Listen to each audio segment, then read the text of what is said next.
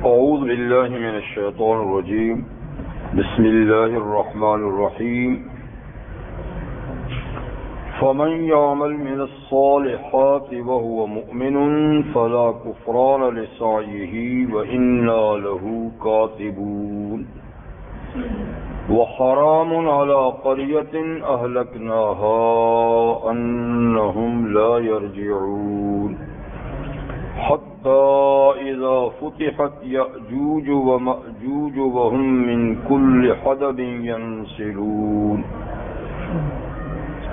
واقترب الوعد الحق فإذا هي شاخصة أبصار الذين كفروا يا ويلنا قد كنا في غفلة من هذا بل كنا ظالمين إنكم وما تعبدون من دون الله حصب جهنم أنتم لها واردون لو كان هؤلاء آلهة ما وردوها وكل فيها خالدون لهم فيها زفير وهم فيها لا يسمعون صدق الله العظيم. سورۃ الانبیاء کی آیا نمبر 94 سے 100 تک آیات آپ کے سامنے تلاوت ہوئی. سورۃ الانبیاء جو انبیاء کرام کے نام سے موسوم ہے اور ان آیات مبارکہ تک چند ایک انبیاء کرام کے اسماء گرامی اور ان کا طرز تبلیغ اور تبلیغ حق پر ان کو ملنے والے مصائب اور مشکلات، اس پر ان کا صبر ثبات اور ان کی دعا اور تضرع اور عبادت اللہ تعالیٰ نے ذکر فرمائی، جن میں موسیٰ و ہارون، حضرت ابراہیم، نوح علیہ السلام، لوط علیہ السلام اور حضرت یونس، حضرت ایوب، حضرت زکریا اور یحییٰ علیہ السلام اور آخر میں مریم صدیقہ اور ان کے صاحبزادے حضرت عیسیٰ علیہ السلام کا ذکر ہوا. آخر میں اللہ تعالیٰ نے ارشاد فرمایا کہ ان ھذہ امتکم امۃ واحدہ، یہ جتنے انبیاء کرام جن کا تذکرہ ہوا یا نہیں ہوا، ان سب کا دین ایک ہی تھا. امتکم امۃ واحدہ، ایک ہی دین تھا سب کا، اور اس دین کی بنیاد یہ ہے کہ میں تمہارا رب ہوں، میری ہی عبادت کرو. اسی کی دعوت سب انبیاء کرام نے دی، لیکن لوگوں نے اپنے دین کے معاملے کو بعد میں ٹکڑے ٹکڑے کر دیا، پیس بنا دیا، فرقے کر دیا. عقائد میں بھی فرقے بن گئے، اعمال میں بھی فرقے بن گئے، لیکن انبیاء کرام تو ایک ہی دین لے کر آئے تھے. پھر اللہ نے فرمایا کہ کوئی بات نہیں، کل الینا راجعون، یہ سب میرے ہی پاس تو آئیں گے. جنہوں نے دین کو ٹکڑے کیا، دین کو بکھرے کیا، دین میں تفرقہ ڈالا، جائیں گے کہاں؟ آئیں گے تو میرے ہی پاس. پھر میں فیصلہ کر دوں گا ان تمام اختلافات کا اور بتا دوں گا کہ حق اور سچ کیا تھا.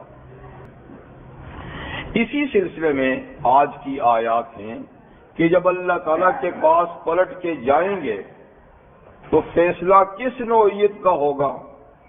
فیصلے کا قانون اور ضابطہ اللہ کے ہاں کیا ہے؟ نوازش کس پہ ہوگی؟ گرفت اور پکڑ کس کی ہوگی؟ تو اسی کو آج کی آیات میں بیان کیا جا رہا ہے. فرماتے کہ فمن یعمل من الصالحات، جب ہمارے پاس لوگ آئیں گے پلٹ کر، تو جس نے نیک کام کیے ہیں دنیا کی اس زندگی میں، نیک کام کیے ہیں، وَهُوَ مُؤْمِنٌ، بشرطے کہ وہ نیک کام ایمان کی بنیاد پر کیے ہیں، کیونکہ بغیر ایمان کے نیک اعمال کی کوئی قیمت اللہ کے ہاں نہیں، آخرت میں نہیں۔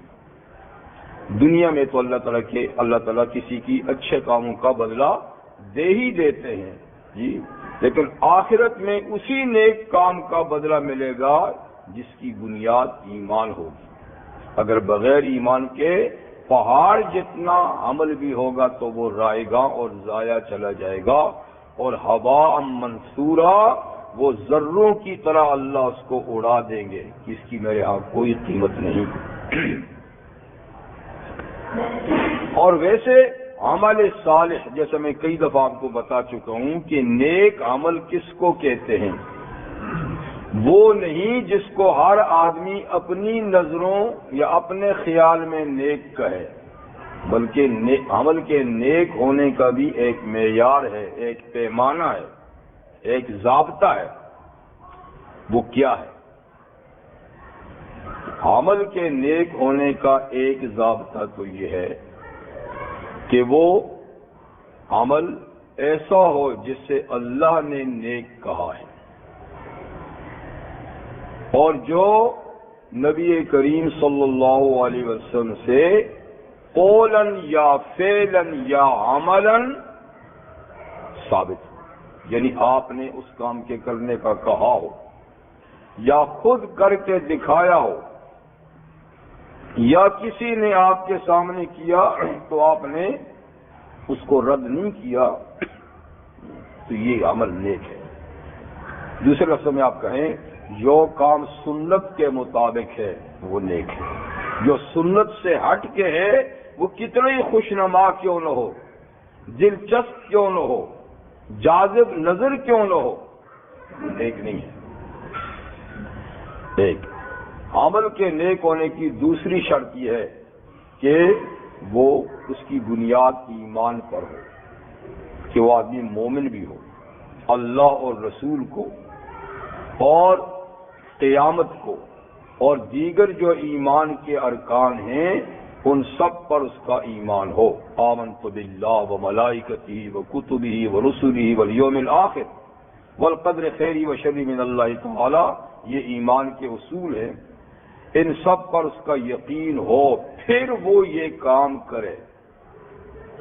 دو باتیں ہوگی، ایمان کی بنیاد پر ہو، سنت کے مطابق ہو، تیسری شرط عمل کے نیک ہونے کے لیے کیا ہے کہ وہ صرف اللہ کی رضا کے لیے ہو،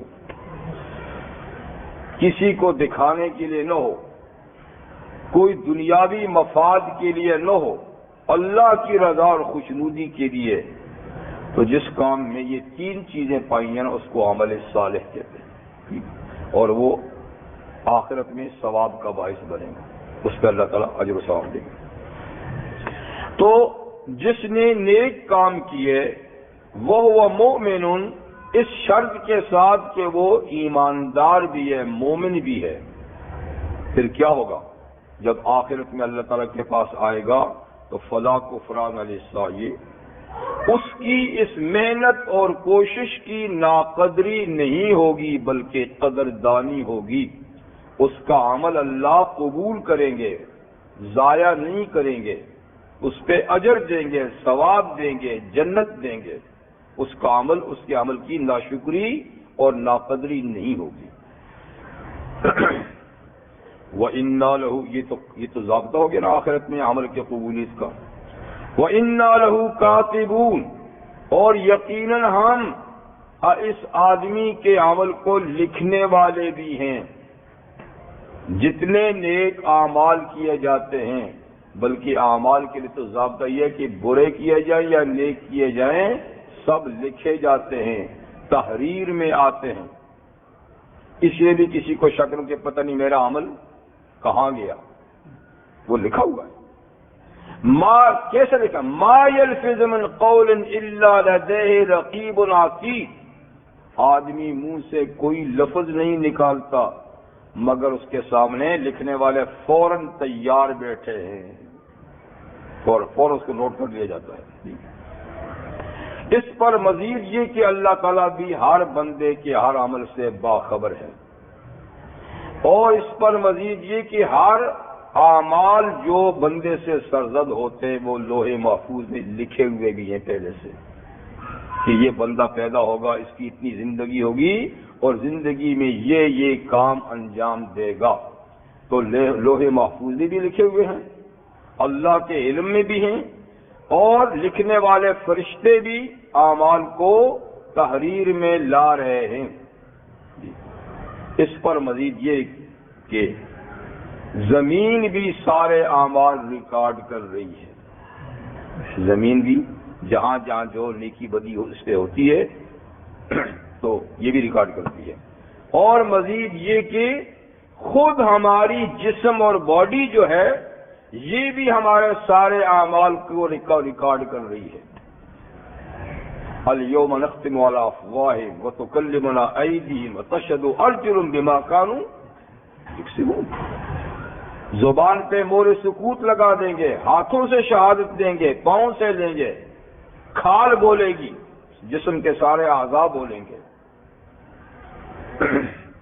اور یہ تو اب جدید سائنس سے بھی یہ بات ثابت ہو رہی ہے، ہوتی نہ ہوتی، ہمارا تو قرآن اور سنت پہ ایمان ہے، جب اللہ نے کہے تو بات ہوگی، لیکن اب سائنس نے بھی ثابت کر دیا ہے کہ آدمی کی یہ جو کھال ہے اس میں جو بولتا ریکارڈ ہوتا جاتا ہے، صرف ابھی اس کو سننے کے لیے آلہ ہمارے پاس نہیں، ہو سکتا کبھی بن جائے کہ جو ہم کرتے کہتے ہیں وہ ہم اپنے جسم سے سن سکیں، ابھی سننے کے لیے آلہ تیار نہیں ہوا، لیکن اتنی بات ہے کہ وہ سب جذب ہو رہا ہے، ریکارڈ ہو رہا ہے۔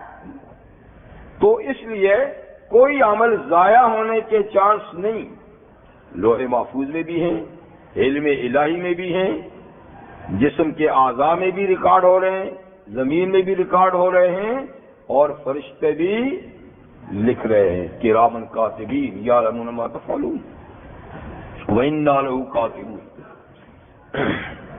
ایک بات تو یہ ہوئی، دوسری فرماتے ہیں وَحَرَامٌ عَلَىٰ قَرْيَةٍ أَهْلَكْنَاهَا أَنَّهُمْ لَا يَرْجِعُونَ، اور حرام ہے یعنی ممنوع ہے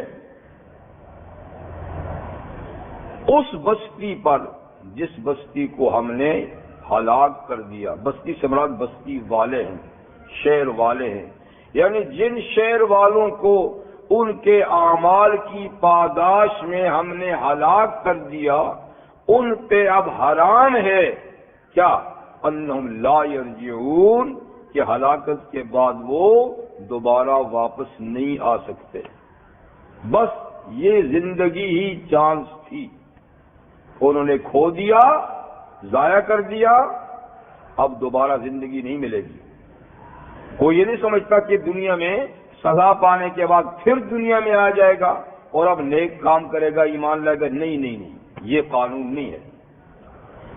جو لوگ سزا یافتہ ہیں، جو شہر اور ملک سزا یافتہ ہوئے ہیں، اب ان کا دوبارہ آنے کا امکان نہیں، بس انہوں نے وقت گنوا دیا، اب وہ واپس۔ تو پہلی قومی لحاظ سے جو صفحہ ہستی سے مٹائے گی وہ نوح علیہ السلام کی قوم، پھر قوم عاد، قوم ثمود، قوم لوط، قوم شعیب، جن اقوام کا قرآن میں ذکر ہے، اور نہ معلوم دنیا کی اور کتنی اقوام ہیں جو اپنے گناہوں کی پاداش میں صفحہ ہستی سے مٹا دی گئیں، تو کیا وہ لوگ واپس آئے پھر؟ نہیں، ان کی جگہ اور لوگ آئے اور آباد ہوئے، لیکن جو ایک دفعہ مٹ گیا وہ اب قیامت سے پہلے واپس نہیں آ سکتا۔ ایک معنی تو اس کا یہی ہے کہ وہ واپس نہیں آ سکتا۔ دوسرا معنی اس آیت کریمہ کا یہ بھی ہے کہ وہ حرام علی قریۃ اہلکنا انہم لا یرجعون، کہ وہ بستی یا وہ شہر یا وہ ملک جسے ہم نے ہلاک کیا، ان پہ حرام ہے ہدایت کی طرف آنا،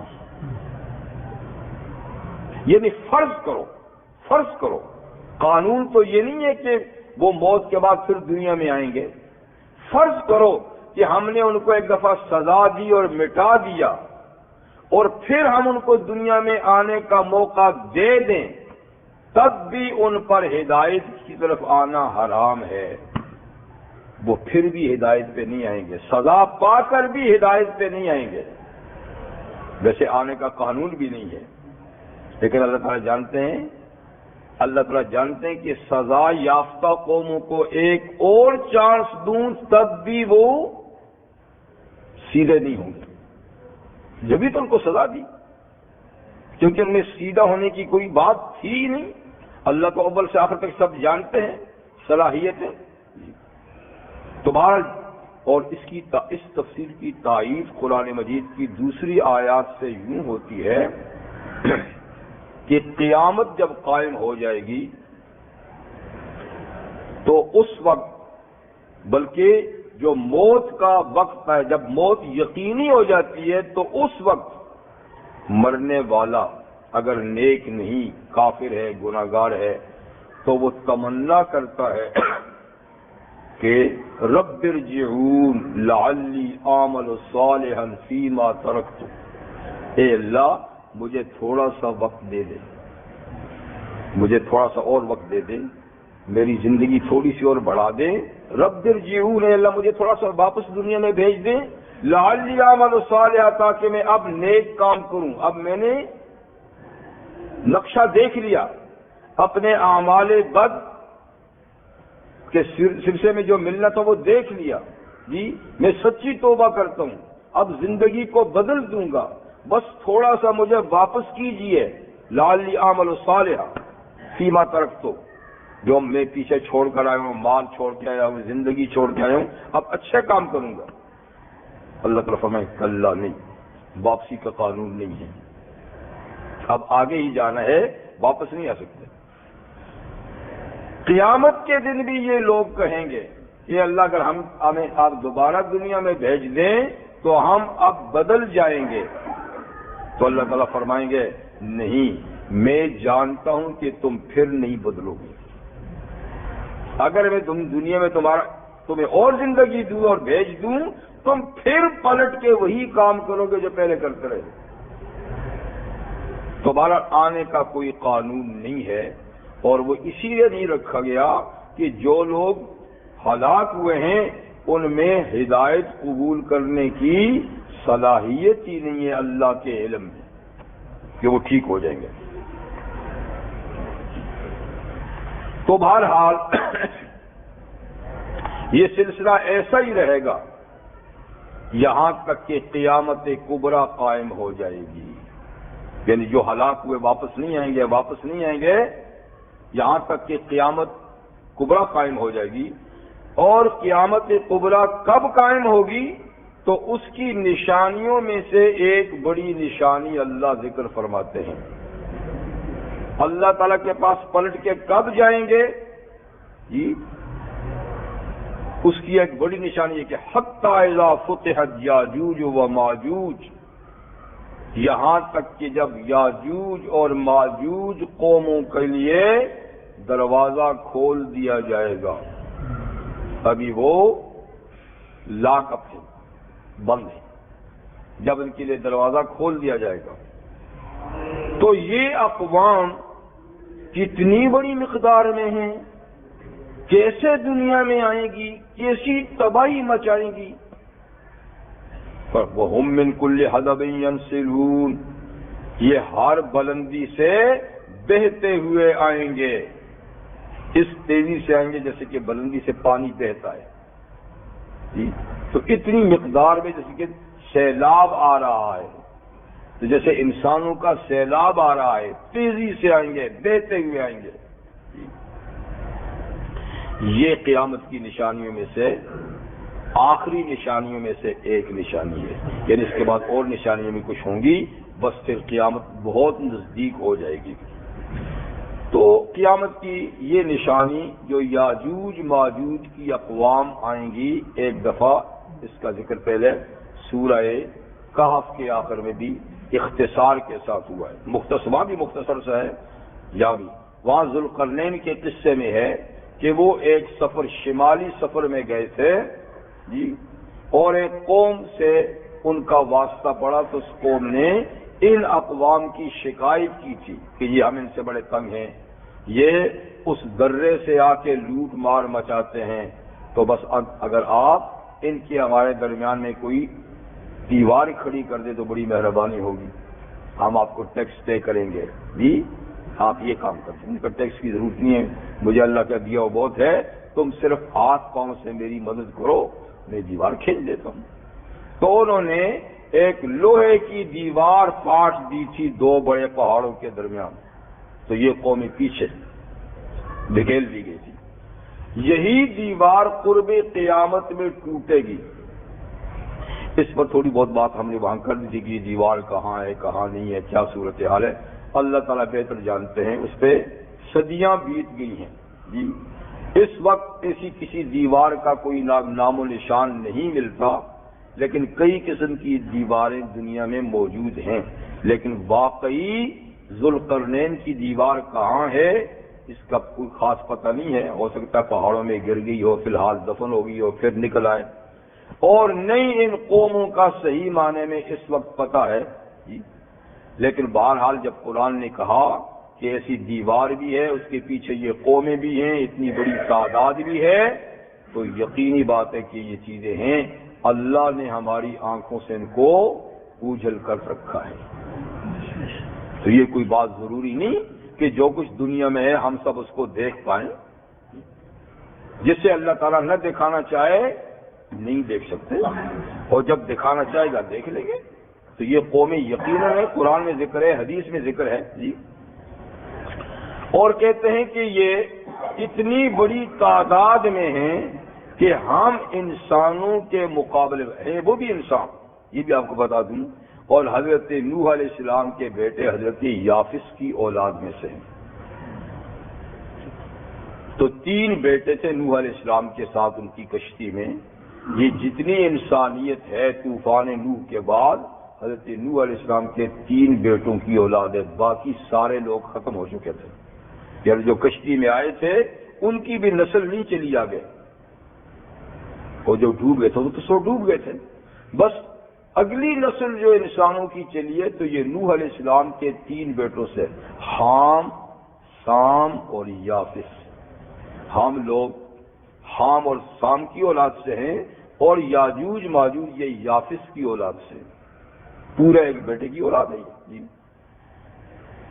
لیکن ان کی اکثریت کافر اور مشرک اور فسادی قسم کے لوگوں کی ہے، اور تعداد میں یہ ہم لوگوں سے کئی گنا زیادہ ہیں، ہماری اور ان کی نسبت 999 اور 1 ہے، یعنی 1000 میں 1 جیسے ہمیں اور 999 یہ ہیں۔ خیر سے جب آئے تو پھر پتہ چلے گا، ابھی تو چھپے ہوئے ہیں کہیں کہیں بھی ہیں، لیکن 999 وہ ہیں، 1 ہمیں، اتنی بڑی تعداد۔ اور یہ بھی روایات میں آتا ہے، تاریخی روایت میں بھی ہے کہ ان کی عمریں بھی بڑی لمبی لمبی ہوتی ہیں۔ کہتے ہیں ایک صاحب کا انتقال اس وقت ہوتا ہے جب وہ اپنی 1000 اولاد کو دیکھ لیتا ہے، 1000 کی تعداد میں جب اس کی اولاد ہو تب بیچارہ دنیا سے جاتا ہے۔ اور کہتے شر پسند بھی اتنے ہیں کہ اپنے مردوں کو بھی کھا جاتے ہیں۔ بہرحال یہ قومیں ہیں، اور اپنے وقت موعود پہ یہ نکلے گی۔ اور وقت موعود کیا ہے؟ تو قیامت کی جو 8 بڑی نشانیاں ہیں ان کی پوری ترتیب کا پتہ نہیں کہ کس ترتیب سے وہ قیامت کی نشانیاں آئیں گی، لیکن ان میں چند نشانیوں کی ترتیب معلوم ہے، جن میں یہ بھی ان کی ترتیب بھی معلوم ہے۔ وہ یہ کہ ان کے نکلنے سے پہلے 2-3 اور بڑی نشانیاں نکل چکی ہوں گی، جن میں حضرت مہدی مسلمانوں کے ایک عظیم الشان لیڈر پیدا ہو چکے ہوں گے، اور وہ لیڈ کر رہے ہوں گے اس زمانے میں۔ انہی کی لیڈری کے زمانے میں دجال بھی قیامت کی آخری نشانی میں سے اس کا خروج ہوگا جی۔ اور دجال کے خروج کے بعد عیسیٰ علیہ السلام کا آسمان سے نزول ہوگا، یہ بھی قیامت کی آخری نشانی میں سے۔ تو حضرت مہدی پہلے، دجال کا خروج اس کے بعد، عیسیٰ علیہ السلام کا نزول ان کے بعد، اور عیسیٰ علیہ السلام کے دور حکومت میں یاجوج ماجوج نکلے گے. تو یہ 4 نشانیاں ان کی ترتیب. باقی دعوت الارض نکلے گا، پتہ نہیں پہلے آگے، سورج مغرب سے نکلے گا پتہ نہیں آگے یا پیچھے، آگ نکلے گی آگے یا پیچھے، زمین دھسے گی. تو باقی 8 نشانیاں 4 جو ہیں نا، ان کی ترتیب کا پتہ نہیں ہے آگے پیچھے، یہ ترتیب سے ہے. تو اس سلسلے میں حدیث سنن احادیث میں جو تفسیر ہے وہ یہ ہے کہ حضرت نواس بن سمعان رضی اللہ تعالیٰ عنہ کی روایت ہے کہ ایک دفعہ نبی کریم صلی اللہ علیہ وسلم نے نماز کے بعد ہمیں لیکچر دیا اور اس میں آپ نے دجال کے خروج کے بارے میں بتایا. دجال کے بارے میں آقا نے کچھ ایسی باتیں بتائیں جس سے اس کا معمولی اور حقیر ہونا معلوم ہوتا تھا، جیسے کہ وہ آنکھ سے کانا ہوگا، دوسری آنکھ میں روشنی ہی نہیں ہوگی، ایک ابری ہوئی ہوگی جی وغیرہ، نوجوان ہوگا، گھنگرالے بالوں والا ہوگا، گدھے پہ سوار ہوگا. لیکن کچھ باتیں اس کے بارے میں بڑی خوفناک اور دہشتناک آپ نے بتائیں جس سے ہم پر اتنا خوف طاری ہوا اور ہمیں یوں لگا کہ جیسے وہ مدینہ میں آ چکا ہو اور کسی نخلستان کھجوروں کے باغ میں چھپا ہوا ہو اور ابھی جیسے نکل رہا ہے.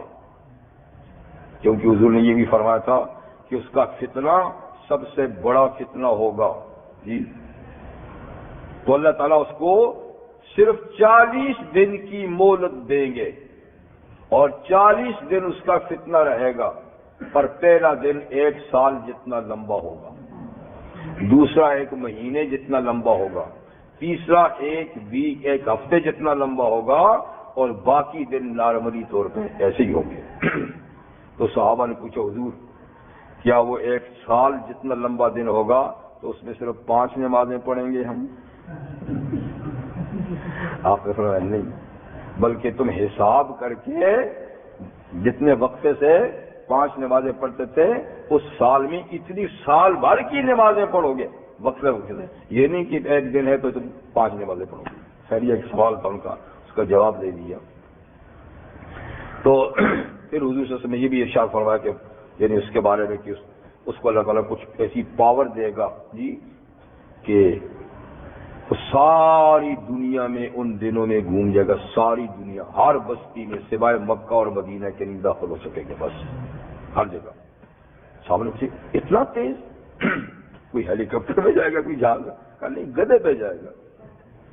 لیکن وہ ایسا تیز جائے گا جیسے کہ بادل چلتے ہیں جن بادلوں کے پیچھے موافق ہوا بھی ہو.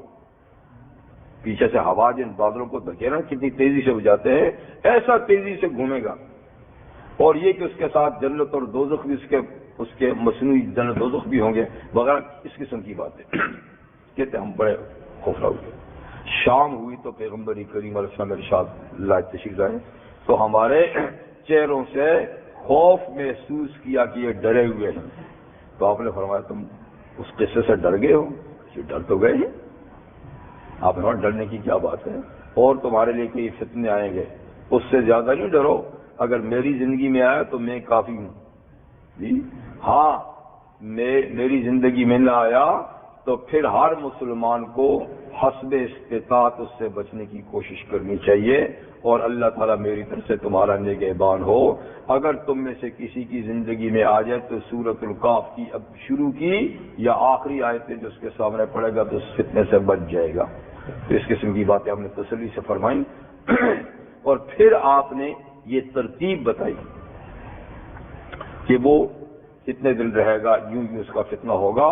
اور پھر یہ کہ حضرت عیسیٰ علیہ السلام کا نزول ہوگا اسی فتنے کے زمانے میں، اس لیے کہ اس کا قتل عیسیٰ علیہ السلام کے ہاتھ سے مقدر ہے، اس کا ماننا تھی. تو وہ تشریف لائیں گے. اس وقت وہ 4تھے آسمان پہ ہیں جی، ان کو اللہ نے زندہ آسمانوں پہ اٹھایا ہوا ہے. تو اس فتنے کی سرکوبی کے لیے، ختم کے لیے وہ آئیں گے. کہاں نزول ہوگا؟ فرمایا کہ دمشق کی مسجد کے مشرقی میں یعنی جو منارہ ہے اس پر 2 فرشتوں پر سہارا لیے ہوئے آئیں گے.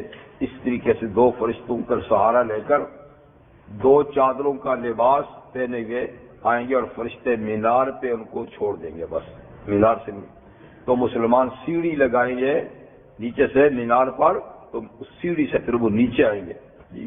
اور نماز کا وقت ہو چکا ہوگا، حضرت مہدی اس وقت مصلی پہ ہوں گے، تکبیر بھی ہو چکی ہوگی، تو فرمائیں گے کہ حضرت تشریف لائیں، آپ نماز پڑھائیں. وہ فرمائیں گے کہ نہیں، یہ شرف اللہ نے اس امت کو دیا ہے کہ اس امت کے بعض لوگ بعضوں کے امام بن سکتے ہیں، اور یہ اقامت آپ کے لیے کہی جا چکی ہے، یہ نماز تو آپ ہی پڑھائیں. تو وہ نماز حضرت مہدی پڑھائیں گے، اس کے بعد لیڈرشپ حضرت عیسیٰ علیہ السلام کو دے دیں گے. تو حضرت عیسیٰ علیہ السلام کو اللہ تعالیٰ یہ معجزہ تھا، ان کے پاس اور بھی معجزات ہے. یہ معجزہ بھی ہوگا کہ آنے کے بعد ان کی سانس جہاں پہنچے گی تو کافر مرتے جائیں گے، اور سانس وہاں تک پہنچے گی جہاں تک ان کی نظر پہنچے گی. یہ نہیں کہ یہاں پھونک ماری نہ سکے، جہاں نظر جائے گی وہاں تک ان کی پھونک جائے گی.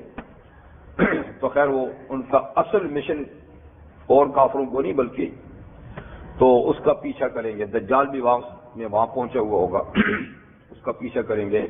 تو باب لد میں جا کر اس کو قتل کر دیں گے. باب لد اس وقت اسرائیل میں ایک جگہ ہے، اسی نام کی جگہ ہے، ایئرپورٹ بھی ہے جی. اور سنا ہے کہ وہاں کافی درخت وغیرہ وہ لگا رہے ہیں آج کل، وہ بھی اس کے انتظار میں ہے نا، یعنی وہ لوگ بھی اس کے آنے کے انتظار میں، وہ اس کو اپنا نجات دہندہ سمجھتے ہیں نا. تو وہاں بڑی کاشتکاری اور یہ درخت لگائے نا، اس لیے کہ حضور نے فرمایا کہ اس وقت یہودیوں کو کوئی درخت اور پتھر بھی پناہ نہیں دے گا. ہاں غرقد نام کا ایک درخت ہوگا جس کی پناہ میں جائیں گے، تو یہ وہی لگا رہے ہیں، ان کو پتہ وہ بچائے گا. خیر بہرحال وہاں وہ قتل ہو جائے گا بابل میں. تو حضرت مہدی کا انتقال ہو جائے گا، تو حضرت عیسیٰ علیہ السلام کی حکومت ہوگی. اور حضرت عیسیٰ علیہ السلام کی جب حکومت ہوگی جی تو بڑا امن و امان ہوگا، اور بالکل کفر ختم ہو جائے گا. یہودی سارے ختم ہو جائیں گے، عیسائی سارے مسلمان ہو جائیں گے. مسلمان تو پہلے سے ہوں گے، تو ملت واحدہ، ایک ہی دین ہوگا جی. تو جب ایک ہی دین ہوگا، اللہ ہی اللہ ہوگا، تو کتنی خیر و برکات ہوں گی.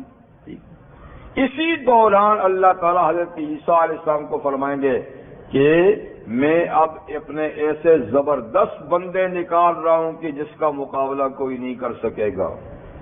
تو اس لیے عیسیٰ آپ اپنے لوگوں کو لے کر کوئی طور پہ چلے جائیں، باقی لوگ بھی پہاڑوں پر ادھر ادھر اپنا بچاؤ کریں، زمین خالی کر دو ان کے لیے. یہ یاجوج ماجوج ان کو بھیج رہا ہوں. تو یہ حضرات ادھر ادھر چلے جائیں گے کوئی طور پر ادھر پہاڑ میں. تو بس اچانک وہ دیوار ٹوٹے گی اور پیچھے سے یہ لوگ اتنی بڑی مقدار میں آئیں گے کہ زمین کو بھر دیں گے،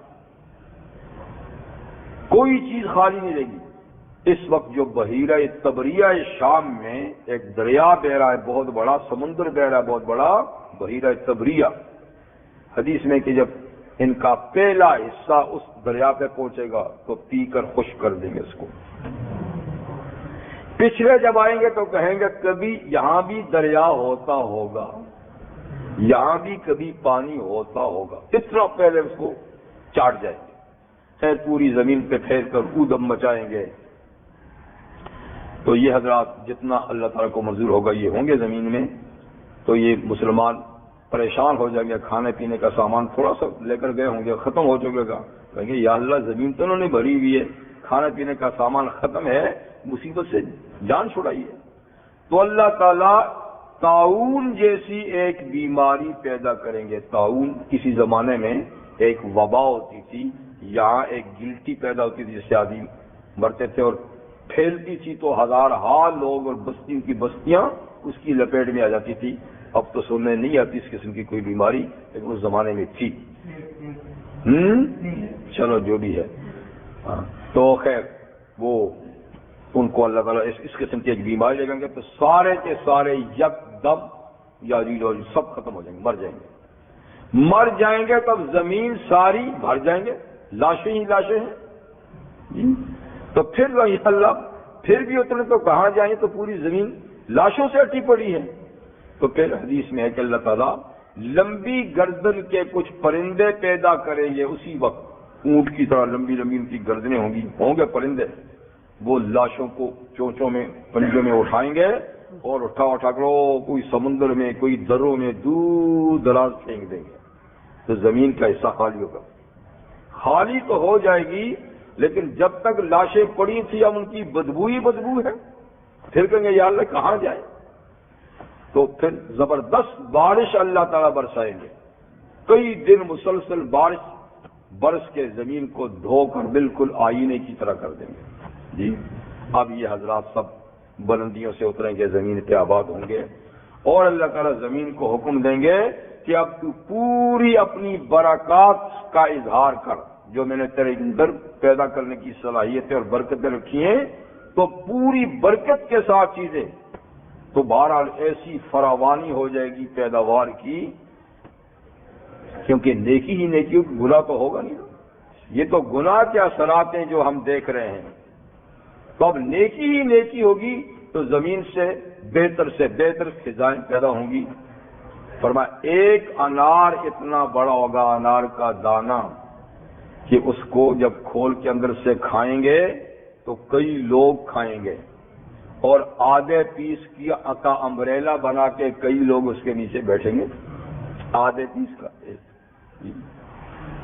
اور اونٹنی اتنا دودھ دے گی کہ بہت بڑی جماعت پی کر سیراب ہوگی، گائے بھی اتنا دودھ دے گی کہ محلے کے محلے پی لیں گے، اور بکری بھی اتنا دودھ دے گی کہ کئی لوگ خاندان سے سیراب ہوں گے، یعنی ہر چیز کی فراوانی، ہر چیز کی۔ اور اسی طریقے سے زمین سے خزانے ہوں گے، کوئی زکوٰۃ لینے والا صدقہ لینے والا نہیں ہوگا، کوئی چوری ووری نہیں ہوگی، کچھ نہیں ہوگا، بس خیر اور خیر، سعادت اور سعادت، رفاعیت اور رفاعیت ہی کا ایک دور ہوگا۔ اور فرمایا کہ بچے سانپوں سے کھیلیں گے پر سانپ اور بچھو ڈسیں گے نہیں، اس لیے کہ ان میں جو زہر ہے نا وہ ہم نے بھرا ہے، جھاڑیوں میں کانٹے ہم نے لگائے ہیں، جی یہ ہمارے گناہوں سے کانٹے ہیں، ہمارے گناہوں سے کڑواہٹ ہے، ہمارے گناہوں سے جانوروں میں زہر ہے، ہمارے گناہوں سے دشمنیاں ہیں، یہ ساری چیزیں انسان کے اعمال سے ہیں۔ جب سب کے اعمال ٹھیک ہو جائیں گے یہ چیزیں سب ختم ہو جائیں گی، تو بچے کھیلیں گے سانپوں کے ساتھ، سانپ کاٹیں گے نہیں، ایک ایسا دور ہوگا عظیم شان۔ خیر یہ دور گزر جائے گا امن و امان کا، پھر ایک زمانے تک دنیا چلتی رہے گی، اور بالکل پھر قیامت جب قریب آ جائے گی تو تمام آل ایمان قیامت کبریٰ آنے سے پہلے ہی اللہ ان کو اپنے پاس بلا لیں گے۔ ہر مومن جو ہے نا اس کو ایک بیماری کے ذریعے سے اللہ تعالیٰ موت دے دیں گے۔ اب دنیا میں صرف شر ہی شر، جیسے اس دور میں خیر ہی خیر ہوگی نا، تو پھر اس کے بعد شر ہی شر ہوگا، بدماشی ہی بدماشی ہوگی، غنڈہ گردی ہوگی، حیوانیت ہی حیوانیت ہوگی، شہوت رانی، یعنی شکل و صورت کے انسان ہوں گے، دل و دماغ کے درندے ہوں گے، کہ اچانک سور پھونکی جائے گی ان پہ، سور اسرافیل، اور ان کا خاتمہ ہو جائے گا۔ چلیے حتیٰ اذا فتحت یاجوج و ماجوج، یہاں تک کہ جب کھول دیے جائیں گے یاجوج ماجوج، وہم من کل حدب ینسلون، اور وہ ہر بلندی سے بہتے ہوئے آئیں گے زمین پر، پھر کیا ہوگا؟ واقترب الوعد الحق، ان کے آنے کے بعد بس وہ قیامت کا سچا وعدہ قریب ہو چکا ہوگا۔ اب اس کے بعد قیامت کا وقت بہت قریب ہو چکا ہوگا، اور جب قیامت آ جائے گی تو کتنی دہشتناک اور خوفناک ہوگی وہ قیامت۔ فَإِذَا يَشْخَصُ الْأَبْصَارُ الَّذِينَ كَفَرُوا، اس وقت کافروں کی آنکھیں کھلی کی کھلی رہ جائیں گی مارے دہشت کے۔ جب سور پھونکی جائے گی اس کی خطرناک آواز جب نکلے گی، ہکے بکے ہو جائیں گے، ہو کیا گیا، کیونکہ بالکل نارمل حالت میں ہوں گے لوگ، کوئی کھیتوں میں کام کر رہا ہے، کوئی حوضوں کی لپائی کر رہا ہے، کوئی جانوروں کا دودھ دھو رہا ہے، کوئی دکان پہ بیٹھا سودا بیچ رہا ہے، بالکل ٹھیک حالات میں کہ اچانک بگل بجنے لگ جائے گا اور بجتے بجتے تک خوفناک آواز ہو جائے گی کہ آنکھیں پھٹی کی پھٹی، ہو کیا گیا ہے جی؟ تو کافروں کی آنکھیں کھلی کی کھلی رہ جائیں گی، کہیں گے یا ویلنا، اے افسوس، قد کننا فی غفلت من ھذا، ہم تو اس دن سے بے خبر تھے، اس دن کو تو مانتے ہی نہیں تھے جی۔ بل کننا یہ ہمیں تو بہت سمجھایا لوگوں نے کہ ایسا دن آنے والا ہے، لیکن ہم تو اس کو مانتے ہی نہیں تھے، ہم تو اس سے بے خبر رہے، اس کے لیے تو ہم نے کوئی تیاری ہی نہیں کی۔ بل کننا ظالمین، بلکہ اس سے بے خبر رہے کہ ہم ظالم رہے، ہمیں اس دن کے بارے میں بتایا گیا تھا، ہم نے یقین نہیں کیا۔ تو یوں یعنی قیامت آئے گی اور پھر میرے پاس سب آئیں گے اور پھر میں لوگوں میں فیصلہ کروں گا سچ کیا تھا، جھوٹ کیا تھا، حق کیا تھا، باطل کیا تھا جی۔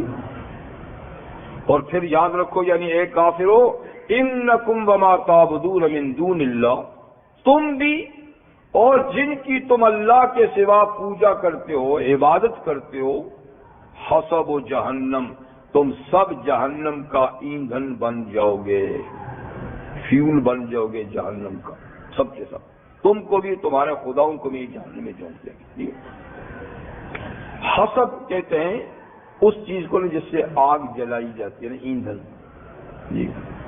اور ایک لفظ ہے حطب، طوا کے ساتھ جی، جیسے کہ تبت یدا ابی لہب وتب ما اغنی عنہ مالہ وما کسب سیصلی نارا ذات لہب وامرأتہ حمالۃ الحطب۔ حطب کہتے ہیں جلانے کی لکڑیاں، اور حسب کہتے ہیں جو چیز بھی جلائی جائے اس کو جی۔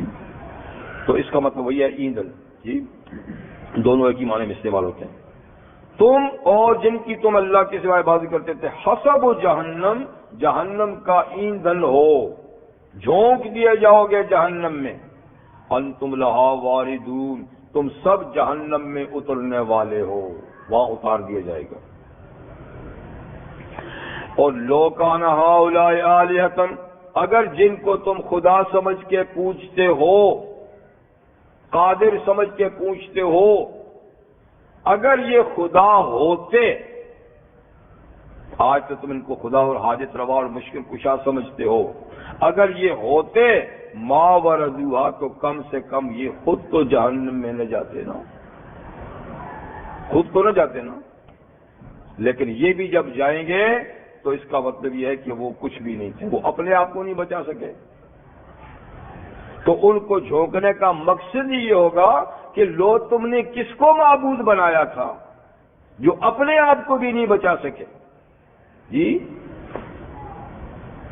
تو ہم تو ڈوبے ہیں صنم، لو تم کو بھی، ہاں دیکھو وہ خود بھی جا رہے ہیں، وہ خود بھی ڈوب رہے ہیں، تم بھی ڈوب رہے، وہ بھی ڈوب رہے ہیں، اتنا بھی نہیں کر سکتے کہ اپنے آپ کو وہ بچا سکے، تمہیں کیا بچائیں گے جی۔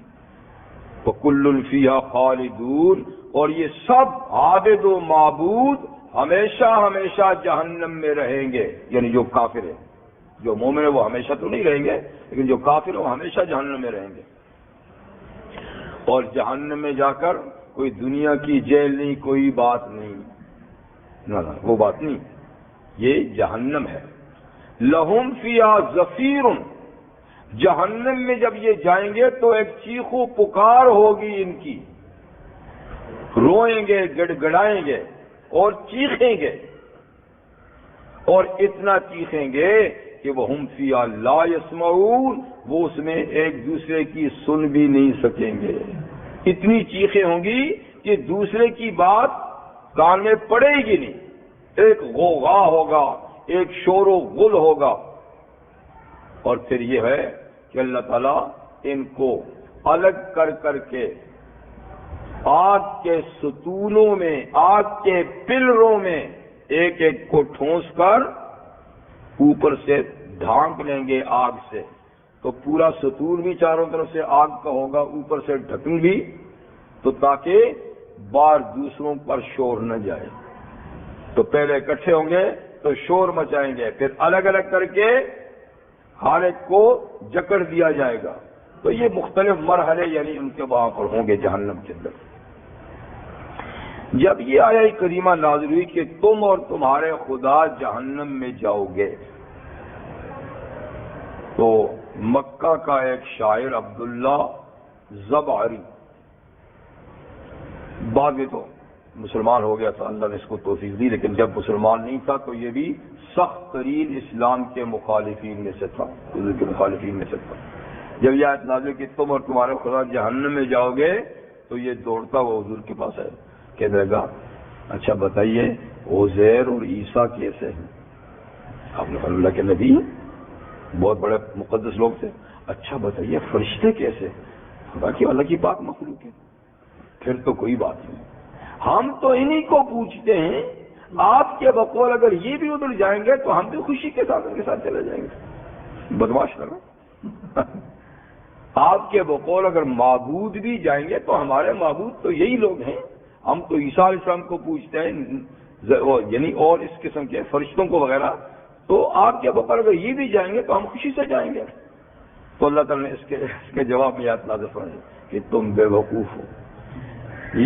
ہمارا مقصد وہ تمہارے معبود ہیں جو تمہیں اپنی عبادت کی طرف بلاتے تھے، اپنی عبادت تم سے کراتے تھے، یعنی جنات، شیاطین جی، یا سرکش لوگ جی، یا مٹی کے، تانبے کے، سونے کے مورتیاں، پتھر کی مورتیاں وہ مراد ہیں.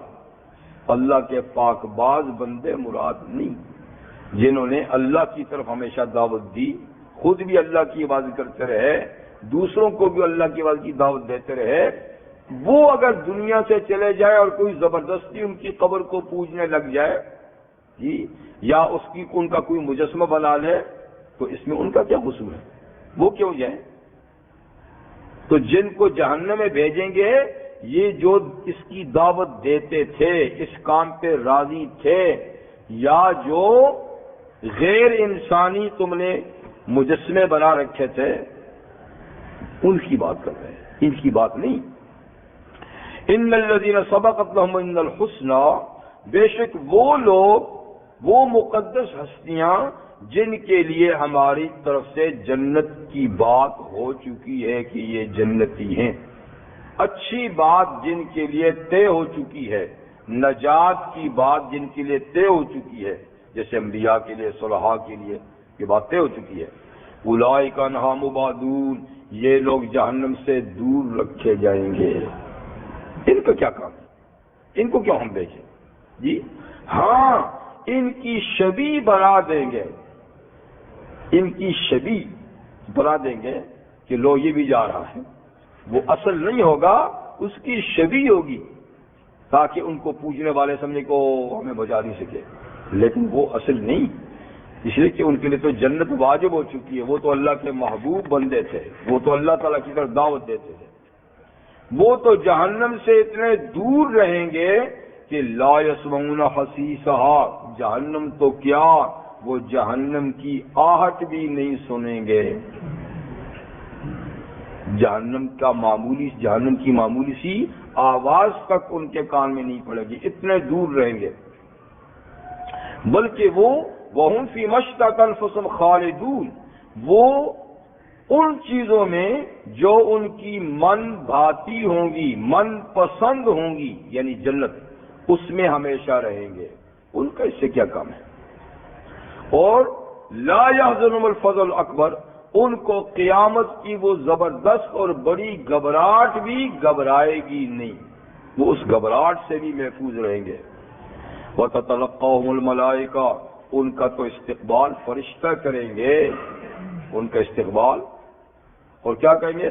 هَذَا يَوْمُكُمُ الَّذِي كُنْتُمْ تُوعَدُونَ، یہ ہے تمہارا وہ دن جناب جن کا تم سے وعدہ کیا گیا تھا. لوگوں مبارک دن آ گیا، آپ کو اس دن کا آنا مبارک ہو. وہ فرشتے استقبال کریں گے، مبارکباد دیں گے، اور وہ جہنم جیسی چیز سے تو کوسوں دور رکھے جائیں گے. ان کا اس سے کیا کام ہے کہ تم ان کو یہ نہیں کہتے ہو؟ تو بہرحال جن لوگوں کے لیے سبقت کر گئی ہے جنت کی بات، اچھائی کی بات، ان کو جہنم سے دور رکھے جائیں گے۔ اس میں انبیاء کرام تو ہیں، لیکن قرآن مجید میں سورہ حدید میں اللہ تعالیٰ فرماتے ہیں کہ رسول اللہ صلی اللہ علیہ وسلم کے صحابہ کے لیے بھی میں نے جنت کا وعدہ کیا ہے۔ انبیاء کے لیے تو ہے ہی ہے نا، لیکن فرمایا کہ میں نے تو صحابہ کے لیے بھی حسنہ کا وعدہ کیا ہے۔ اللہ تعالیٰ فرماتے ہیں لا يستوي منكم من انفق من قبل الفتح وقاتل اولئك اعظم درجة من الذين انفقوا من بعد وقاتلوا وكلا وعد الله الحسنى۔ کہ اتنی بات تو ہے، وہ اصحاب رسول جو مکہ فتح ہونے سے پہلے ایمان لائے، جہاد کیا، اللہ کے راستے میں مال خرچ کیا، ان کا درجہ تو بہت اونچا ہے۔ ان صحابہ سے جو مکہ فتح ہونے کے بعد مسلمان ہوئے، بعد میں جہاد کیا، بعد میں نیکیاں کی، تو فتح مکہ حد فاصل ہے صحابہ کی دو جماعتوں میں۔ پہلے والوں کا درجہ بلند ہے پچھلے والوں سے، ٹھیک ہے نا، لیکن وَكُلًّا وَعَدَ اللَّهُ الْحُسْنَى، حسنہ کا وعدہ اللہ نے سب سے کیا ہے، حسنہ کا وعدہ سب سے کیا ہے۔ تو صحابہ سے چاہے مکہ فتح ہونے سے پہلے مسلمان ہوئے یا بعد میں، حسنہ کا وعدہ ہوا نا قرآن میں، اور یہاں اللہ فرماتے ہیں جن سے حسنہ کا وعدہ ہے وہ جہنم سے دور رکھے جائیں گے، وہ جہنم کی آہٹ بھی نہیں سنیں گے۔ تو صحابہ جنتی ہوا قرآن کے کہنے کے مطابق یا نہیں؟ اب جو ان کو بھونکیں تو بھونکنے والوں کا بھی ذکر ہو گیا نا، لہم فیہا زفیر، ان کو وہاں پہنچائیں گے اور اتنا شور مچائیں گے جیسے یہاں گلی کوچوں میں مقدس لوگوں کو بھونکتے ہیں، ان کو جہنم میں بھونکوائیں گے۔ لیکن مقدسین جو ہیں وہ تو جہنم کی آہٹ بھی نہیں پائیں گے، دور رکھے جائیں گے، اس لیے کہ ان سے تو ہم نے وہاں کا وعدہ کیا ہوا۔ چلیں کہ نہ چلیں؟ جی نہ چلیں؟ جی آپ کچھ کہہ رہے ہیں؟ مطلب کہ میں آپ سے پوچھتا ہوں اگر نہیں یہ ہمیں میں نہیں یہی سمجھ لے کر ہم آج اس کو ختم کرتے ہیں، لیکن آپ تھکے بیٹھے تو نہیں ہیں نا، بس آپ نہ تھکے میری خیر۔ یوم نطوی السماء کا تو یہ قیامت ہی کا ذکر ہو رہا ہے۔ قیامت کا جب وقوع ہوگا تو اللہ تعالیٰ فرماتے ہیں کہ یہ کائنات لپیٹ دی جائے گی، یہ موجودہ سسٹم ختم کر دیا جائے گا جی۔ اس دن یعنی قیامت کے دن نطوی السماء، ہم آسمان کو لپیٹ لیں گے، لپیٹ اس لیے کہ اس وقت یہ پھیلے ہوئے ہیں۔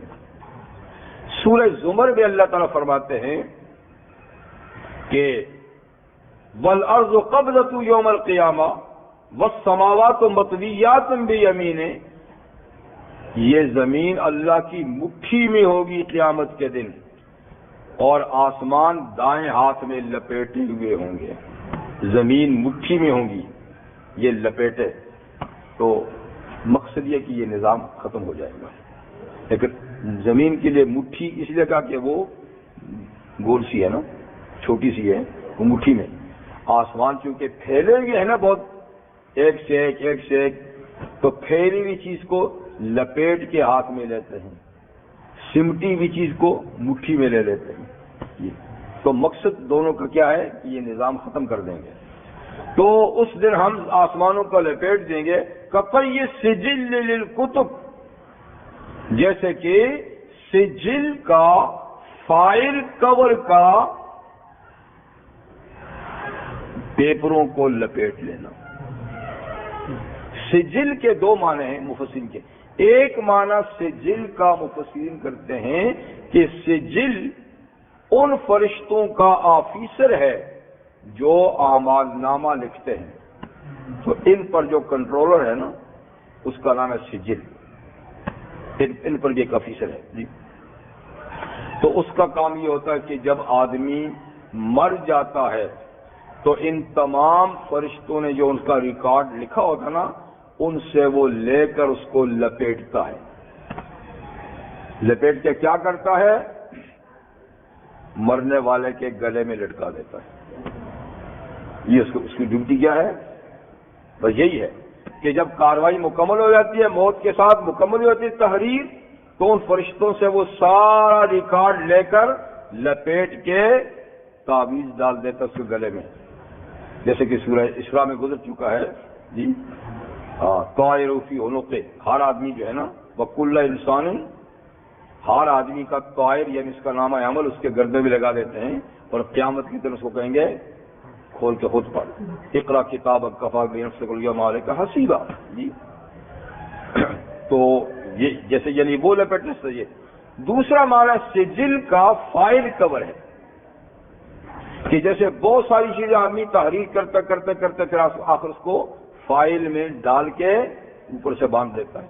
تو پہلے زمانے میں ایسے چھوٹے چھوٹے پیپر ہوتے بھی نہیں تھا نا، ایک لمبا پیپر ہوتا تھا، تو اوپر سے لکھنا شروع کیا ساتھ ساتھ لپیٹتے بھی جاتے تھے، لکھتے تو وہ اس طرح لمبی سی تحریر ہوتی تھی.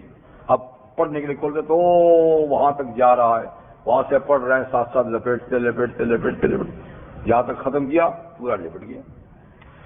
تو دونوں مطلب ہو سکتے ہیں کہ جیسے سجل فرشتے کا نامہ عمل کو لپیٹنا، یا جیسا کہ فائل کور میں پیپروں کا لپیٹنا. آسمان کو اس طرح کر لیں گے. اور پھر کما بدانا اول خلق نعید، جیسے ہم نے شروع میں مخلوق پیدا کی تھی اب دوبارہ پھر پیدا کریں گے. جیسے حضور صلی اللہ علیہ وسلم نے ارشاد فرمایا کہ اللہ تعالیٰ دوبارہ انسانوں کو اسی شکل و صورت میں پیدا کریں گے جس میں پہلے دنیا میں بھیجے تھے. وہ کیا؟ خفاتن عوراتن غرلن، ننگے بدن، ننگے سر، ننگے پاؤں، بغیر ختنہ کے، بالکل ننگ دھڑنگ اٹھیں گے قبروں سے. کوئی لباس نہیں، جیسے دنیا میں آئے تھے ننگ دھڑنگ، ایسے ہی قبر سے اٹھیں گے ننگ دھڑنگ. اور حضور صلی اللہ علیہ وسلم نے ارشاد فرمایا کہ سب سے پہلے میری قبر کھلے گی تو میں نکلوں گا، اور اقصا حلت من الجنہ، اسی وقت مجھے جنت کا سوٹ پہنا دیا جائے گا. اسی وقت پھر ابو بکر اٹھیں گے، حضرت عمر اٹھیں گے، حضرت عیسیٰ اٹھیں گے، پھر بقی والے اٹھیں گے، پھر آہستہ آہستہ آہستہ تو سارے لوگ جو محشر کے میدان میں اسی طریقے سے کھڑے ہوں گے. تو محشر کے میدان میں سب سے پہلے جس کو سوٹ پہنایا جائے گا حضرت ابراہیم علیہ السلام، سب سے پہلے ان کو، پھر اس کے بعد جن کو پہنانا ہوگا. جی تو جیسے پہلے ہم نے پیدا کیا، اس سے دوبارہ وعدہ علینا، ایسا کرنا ہم پر وعدہ ہے، ہم نے وعدہ کیا ایسا کریں گے. انا کنا فاعلین، یقین ہم ایسا کرنے والے ہیں. تو آگے باتیں تو کافی ساری، پھر تھک جائیں گے آپ، تو میں نہیں چاہتا کہ آپ کو تھکاؤں. میرا خیال ہے یہیں بس کر دیتے ہیں. کچھ حضرات اٹھ گئے ہیں، کچھ جھوم رہے ہیں اٹھنے کے لیے. تنگ ہو کر نہیں سننا چاہیے، اللہ کی کتاب ہے، خوش دلی سے سننا چاہیے. کافی ہے انشاءاللہ. اگلی آج تک ارادہ میرا بھی تھا کہ اس کو ختم کرتے ہیں انشاءاللہ. جی